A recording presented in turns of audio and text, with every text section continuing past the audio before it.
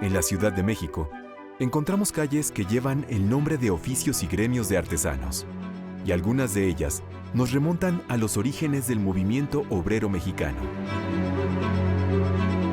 En la segunda mitad del siglo XIX, se formaron en el país comunidades que promovieron la construcción de una sociedad justa, como las primeras asociaciones mutualistas y la primera Organización Nacional de Trabajadores, el Gran Círculo de Obreros de México. Y hacia el fin del siglo, despuntarán el sindicalismo y la huelga como instrumentos de presión fundamental.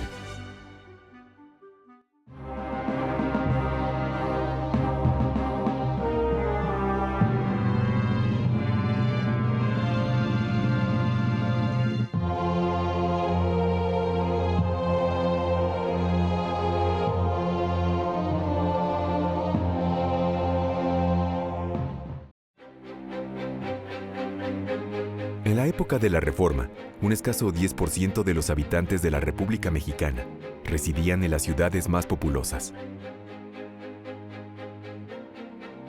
La Ciudad de México tenía alrededor de 200,000 habitantes.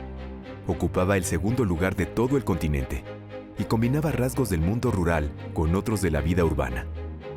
Por sus calles circulaban carruajes y personas, junto a vacas, burros y caballos.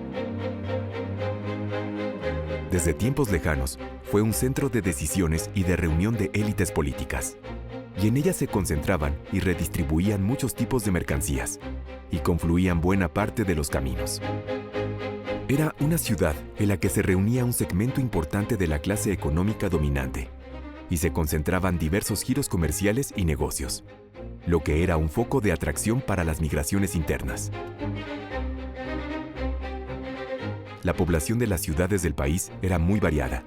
En los estratos sociales elevados estaban los hacendados, prestamistas, grandes comerciantes, la alta burocracia, así como parte de las jerarquías militar y eclesiástica. Por debajo de ellos se encontraban los profesionistas, médicos y abogados, entre otros, los tenderos y los empleados públicos. Las clases populares, la gran mayoría, las componían los artesanos, productores agropecuarios y trabajadores no calificados, cargadores, jornaleros, arrieros, servidores domésticos y aguadores. Al final de la jerarquía social estaban los mendigos y los llamados léperos, que vivían en las calles. La desigualdad social prevalecía en el país.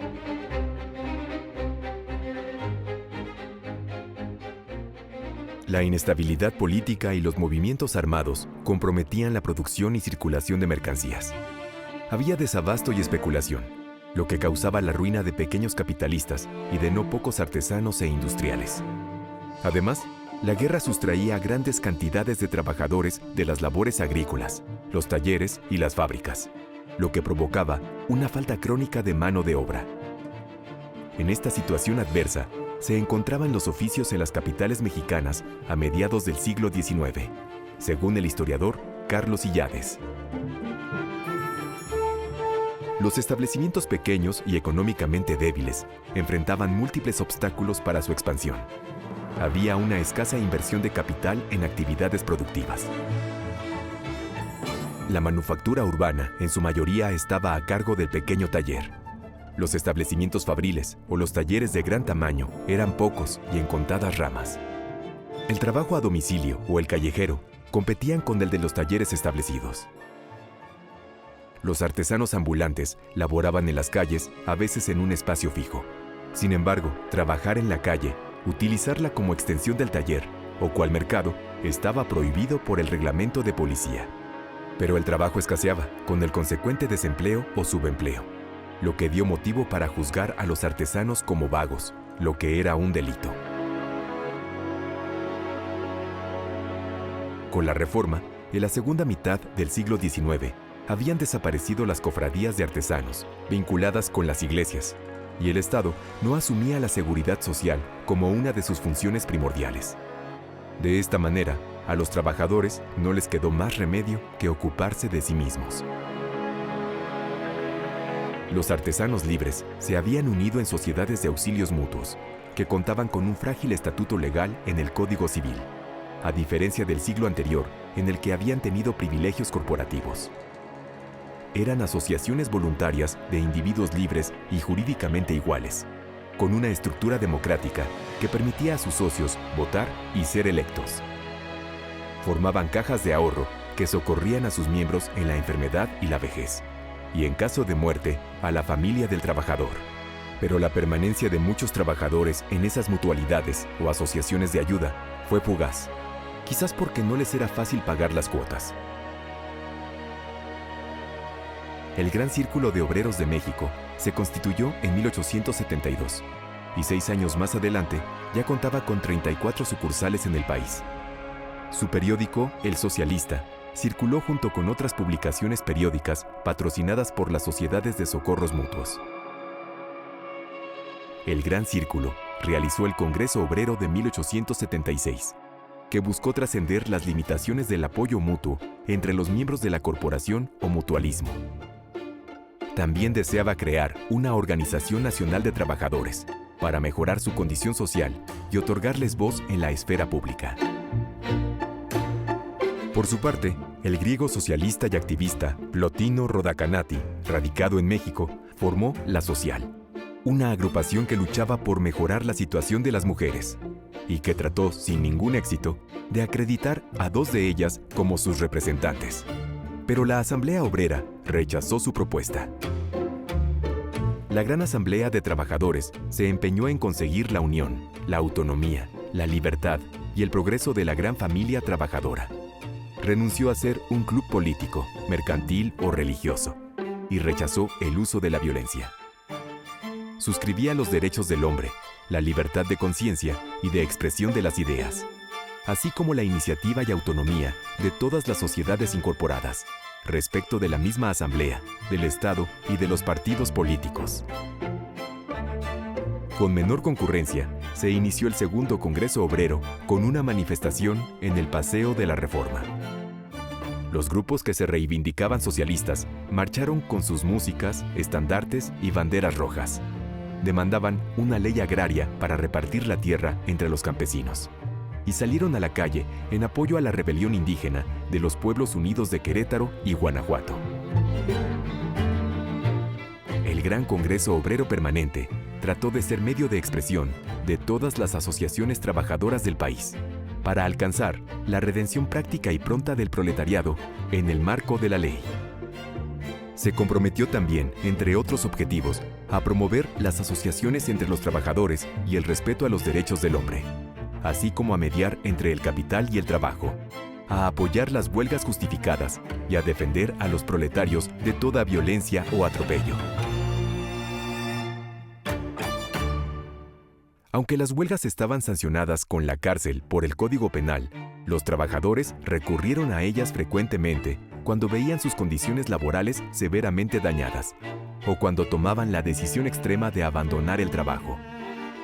Diversos artesanos y obreros recurrieron a la huelga. Algunos de ellos pertenecían a sociedades de auxilios mutuos, y aunque el fin de estas no era la negociación colectiva, llegaron a conseguirla, como en el caso de la huelga de los sombrereros de 1875. Los sindicatos de industria comenzaron a formarse a la vuelta del siglo, a raíz de la modernización impulsada por el gobierno de Porfirio Díaz. En ese sindicalismo inicial, fue importante la intervención del Partido Liberal Mexicano, en cuya creación participó en 1905 Ricardo Flores Magón, líder anarquista, socialista, filósofo y escritor, considerado como uno de los luchadores más perseverantes a favor de la causa de los trabajadores. Desde ese año de 1905, el Partido Liberal Mexicano había comenzado la agitación política en la compañía minera estadounidense Cananea Consolidated Copper, y su influjo se habría de extender a los campos mineros próximos. Miembros de aquel partido constituyeron en 1906 la Unión Libertad Humanidad, con el fin de organizar a los obreros. La demanda básica era reducir la brecha salarial entre los trabajadores mexicanos y los estadounidenses que laboraban en Cananea. Como no recibieron una respuesta satisfactoria del propietario William Cornell Green, los mineros sonorenses estallaron la huelga el 30 de mayo de 1906. Al día siguiente, el 1 de junio, el gobernador de la entidad, reforzado por 275 voluntarios estadounidenses, comandados por 5 Rangers o guardias de Arizona, sometió a sangre y fuego a los huelguistas. Militantes del Partido Liberal Mexicano también impulsaron la formación del Gran Círculo de Obreros Libres de Río Blanco en 1906, al que se incorporó una agrupación similar en la fábrica de Santa Rosa, que poco después realizó una huelga en protesta por las multas que les imponía la patronal por casi cualquier motivo. Muy pronto los secundaron los trabajadores textiles de Puebla y Tlaxcala. Los empresarios agrupados en el Centro Industrial Mexicano respondieron con un paro patronal, es decir, cerrando las fábricas, mientras que el general Díaz expidió un laudo, forzando a abrir todas y reanudar las labores a partir del 7 de enero de 1907. Las fábricas acataron la orden presidencial, a excepción de la fábrica de hilados y tejidos de Río Blanco, donde no revocaron el reglamento que autorizaba las multas. La madrugada de ese día, los trabajadores, encolerizados, saquearon e incendiaron la tienda de Raya y liberaron a los presos. Y cuando se dirigían a las fábricas vecinas, un destacamento militar abrió fuego contra ellos. El siglo XX trajo nuevas organizaciones obreras.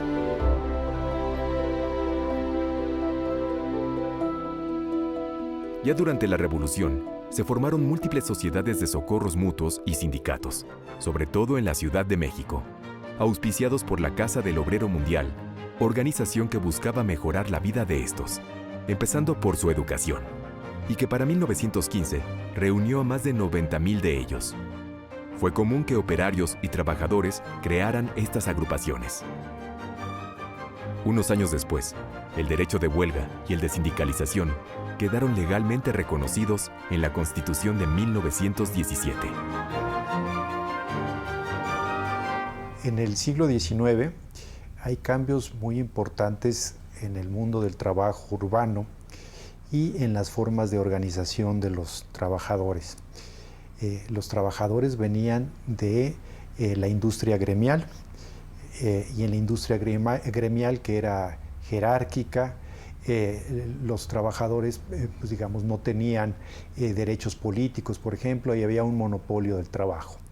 En el siglo XIX, con el inicio del periodo nacional, los trabajadores, por un lado, experimentan la decadencia de los gremios y tienen que buscar otras formas de agrupación, de organización para poder defender su trabajo y sobre todo protegerse ante los problemas económicos, etc. Entonces lo que hacen es crear organizaciones nuevas que son las sociedades de auxilios mutuos. Las sociedades de auxilios mutuos que surgen a mediados del siglo XIX tienen ese propósito de dar socorro a los trabajadores o a sus familias en caso de problemas económicos o del fallecimiento de los trabajadores. Con esa forma transitan los trabajadores en el siglo XIX y todavía llegan a principios del siglo XX, cuando lo que se forman ya son sindicatos, que son sindicatos industriales y que es una forma de organización de los trabajadores distinta. Entonces hay ese cambio fundamental. Y otro cambio fundamental que se experimentará después en el siglo XX es que al quedarse los trabajadores sin formas de protección que antes venían de la Iglesia, en el siglo XIX lo hacen por sí mismos y en el siglo XX pues ya será el Estado el que se encargue de la seguridad social.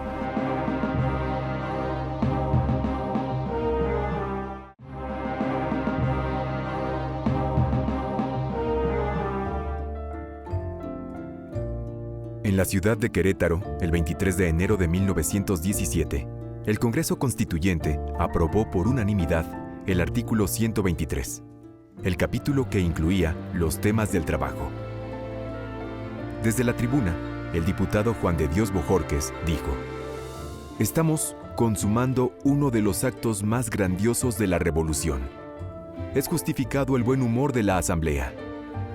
Y así era, porque en medio de una revolución campesina, se había abierto paso a una agenda de los trabajadores de los talleres y las fábricas, a tal grado que incluyó en el texto constitucional los derechos sociales de los obreros.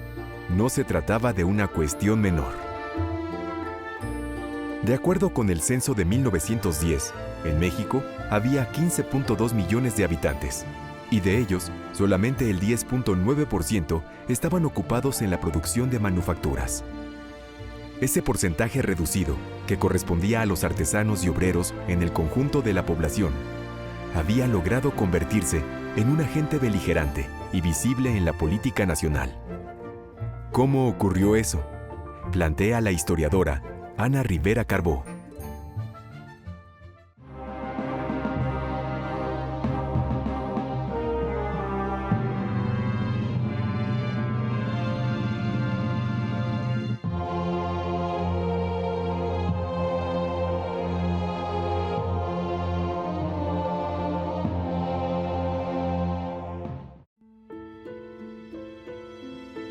Las luchas de los trabajadores de todo el mundo vivieron momentos difíciles durante los últimos 5 lustros del siglo XIX y los primeros del siglo XX, por la expansión de las grandes potencias económicas que se repartían el orbe en territorios coloniales.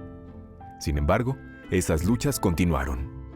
Incluso la militancia obrera y anarquista se vio acicateada con la ejecución de los trabajadores que se declararon en huelga en Estados Unidos, los mártires de Chicago, que buscaban conseguir la jornada laboral de 8 horas, y cuya ejecución, el 1 de mayo de 1886, fue un estímulo para la militancia obrera y anarquista de todo el mundo. A pesar de que el Código Penal en México prohibía las huelgas, entre 1876 y 1911 se registraron unas 250, punto de encuentro entre organizaciones artesanales y sindicatos obreros que empezaban a crearse bajo la influencia de las ideas socialistas y anarcosindicalistas. El impulso organizativo de estos grupos recibió gran influencia del periódico antiporfirista Regeneración, que apareció en agosto de 1900, editado por Ricardo y Jesús Flores Magón, estudiantes de Derecho, el cual incorporó contenidos cada vez más incisivos y variados, denunciando la deplorable situación de los jornaleros del campo y de los trabajadores fabriles. Ricardo y Jesús fueron encarcelados, y Jesús abandonó las actividades subversivas. No así Ricardo, que vivió en prisión en varias ocasiones más, y radicalizó su pensamiento en la lectura de obras significativas del ideario socialista y anarquista, que también divulgó en el periódico opositor El Hijo del Ahuizote. Perseguido por las autoridades porfirianas, se trasladó a San Antonio, Texas y a San Luis, Missouri, gracias a lo cual Regeneración aumentó su circulación a ambos lados de la frontera. Allá Ricardo entró en contacto con una clase obrera internacional. Flores Magón y algunos de sus correligionarios crearon en 1905 la Junta Organizadora del Partido Liberal Mexicano y publicaron en Regeneración su programa y un manifiesto en el que convocaban a luchar por una transformación que debía ser no solo política, sino social. El periódico llegó a tirar 250,000 ejemplares y fue pieza clave de la formación de una cultura política radical. Numerosos grupos magonistas y clubes liberales, asiduos lectores de Regeneración, aspiraban a acabar con la dictadura en México, a mejorar las condiciones de los trabajadores y a construir una sociedad libre de cualquier forma de dominación. El programa del Partido Liberal Mexicano, que se publicó en Regeneración en 1906, incluyó la jornada de 8 horas, un salario mínimo de $1, la prohibición del trabajo infantil, higiene en fábricas y talleres, descanso dominical, pago en dinero de curso legal, indemnizaciones por accidentes de trabajo, pensiones por vejez y muerte, abolición de la deuda de los jornaleros y desaparición de las tiendas de raya. Ese mismo año, estalló la huelga de Cananea en Sonora, que fue la primera prueba de su influencia entre las capas trabajadoras de la población. Regeneración había publicado un artículo en el que denunciaba las condiciones de trabajo en esa mina, concesionada a una empresa estadounidense. La huelga fue sofocada.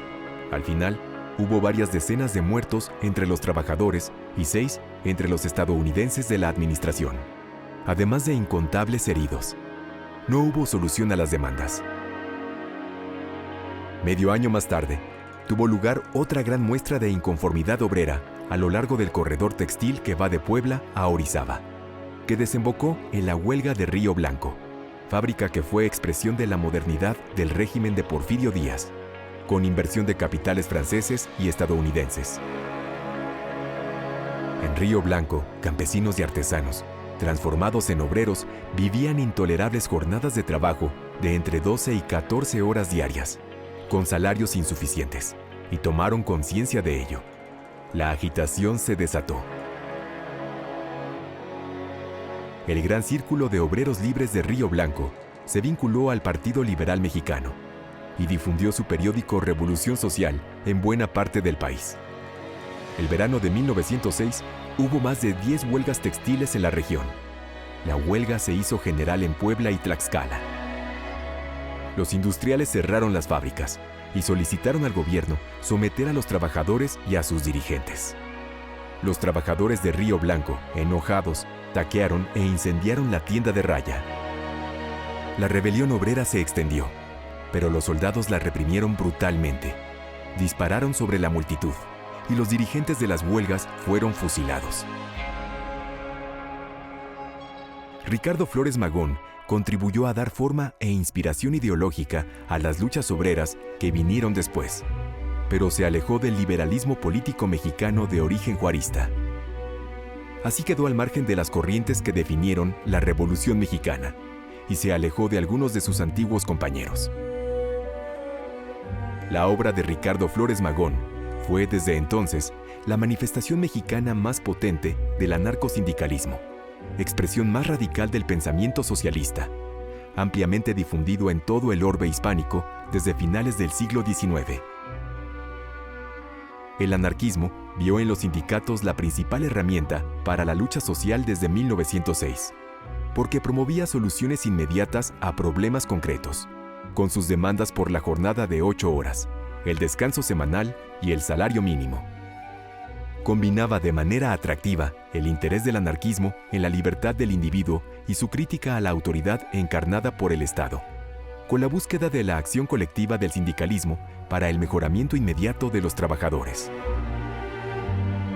La Casa del Obrero, organización anarcosindicalista fundada en la Ciudad de México en 1912, promovió y participó en numerosas huelgas en la capital mexicana, y muchos trabajadores se afiliaron a ella. Durante el gobierno de Francisco I. Madero, y más aún en el de Victoriano Huerta, la Casa del Obrero divulgó sus ideas en el periódico El Sindicalista, que explicaba las ventajas de la lucha sindical y los peligros de la acción política. En 1913, Huerta autorizó, a regañadientes, la celebración de la primera manifestación del 1 de mayo en la Ciudad de México. Era el Día del Trabajo por los mártires de Chicago de 1886. La participación fue multitudinaria y colocó a la casa como un actor relevante en la vida pública. Entonces, la organización incorporó la palabra mundial a su nombre, Casa del Obrero Mundial, una clara señal de adscripción al internacionalismo proletario. Victoriano Huerta finalmente decidió mandar cerrar la Casa del Obrero Mundial, pues sus actividades eran cada vez más incómodas a su gobierno, que cayó poco después frente al empuje de la Revolución Constitucionalista. La Casa del Obrero Mundial se reabrió un mes después de la renuncia de Huerta. Era el tiempo en el que las distintas fracciones revolucionarias se enfrentaban, y los trabajadores de la casa continuaron preparando su propia revolución, asidos al pensamiento anarquista. Visitaban fábricas y talleres, reorganizaban sindicatos y hacían propaganda. Ni el gobierno convencionista, dependiente de Zapata y Villa, ni sus jefes militares intentaron movilizar a los obreros en favor de su causa. Tampoco encontró la Casa del Obrero Mundial elementos de vinculación con la revolución agraria. El desencuentro del proyecto revolucionario de los obreros ante el de los campesinos es sin duda uno de los momentos más dramáticos de la Revolución Mexicana. Los constitucionalistas, en cambio, al recuperar el control de la capital, se acercaron a la organización obrera y firmaron un pacto en febrero de 1915. A cambio de apoyo militar, permitieron y apoyaron el desarrollo de actividades de propaganda y organización sindicalista de la Casa por todos los territorios bajo su control, y se comprometieron a legislar en materia laboral. Algunos propulsores de la Casa se organizaron militarmente en los batallones rojos y apoyaron las acciones bélicas contra los ejércitos de la Convención. Hubo casas del obrero en más de 30 ciudades. Sus actividades surtían efecto, y en noviembre y diciembre de 1915 se unieron a la Casa casi 2 docenas de sindicatos y se desató una oleada de huelgas. Los trabajadores de la Casa no percibieron que empezaban a representar un problema para el nuevo Estado, que eran un foco de conflicto que había que eliminar, en aras del restablecimiento del orden institucional. Incapaz de aceptar una revolución que no fuera la suya, el constitucionalismo actuó en contra de la Casa del Obrero Mundial, su antigua aliada, desde enero de 1916, expulsándola de la Casa de los Azulejos, sede que le había otorgado. Detuvo a sus propagandistas y destruyó sus instalaciones. A fines de julio de 1916, la Casa estalló una huelga general que paralizó las actividades en la capital, y el gobierno declaró como subversiva a la organización obrera y fuera de la ley. A pesar de que ni los maderistas ni los constitucionalistas transigieron con Ricardo Flores Magón, ni con las acciones de la Casa del Obrero Mundial, el nuevo Estado incorporó sus demandas concretas en el artículo 123 de la Constitución, que se promulgó en Querétaro en 1917. Este artículo incluyó los derechos individuales y una serie de leyes laborales que consagraban derechos colectivos del mundo del trabajo. Esta presencia obrera en la Revolución Mexicana, que si bien numéricamente no era tan significativa, permitió a los trabajadores posicionarse como un interlocutor necesario para el acuerdo que significó el Congreso Constituyente de 1917. En el Congreso Constituyente de 1917 hubo algunos representantes de los sectores obreros, muy poquitos, desde luego Héctor Victoria, desde luego Heriberto Jara, ¿no? Que son gente que viene de las filas obreras, pero son una representación mínima comparada con, ¿no?, lo que habían significado en la revolución. Y sin embargo, esta presencia mínima, junto con un sector muy sensibilizado en los temas sociales dentro del Congreso Constituyente, impulsaron una legislación obrera inspirada desde luego en el programa y manifiesto del Partido Liberal Mexicano, del que ya hemos hablado, inspirado en las demandas de la Casa del Obrero Mundial, y que se consolidó en este artículo 123.